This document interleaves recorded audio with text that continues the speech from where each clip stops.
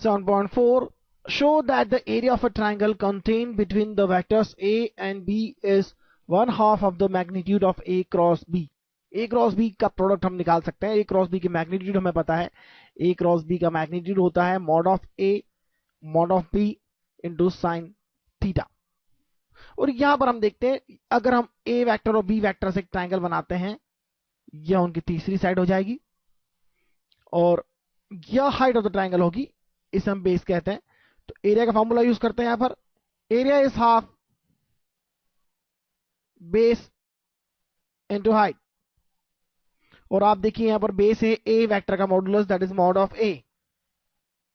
Half mod of A half base height. Height हो जाएगी इसका मॉड और इसका मॉड है इस साइड का मॉड है मॉड ऑफ बी वेक्टर. इसकी लेंथ है मॉड ऑफ बी वेक्टर.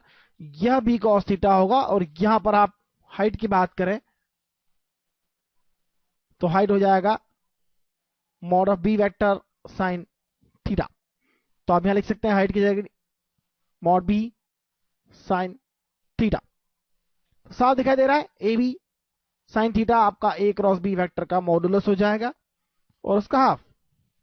तो बहुत आसान है यह शो करना. आइए आगे देखते हैं हम.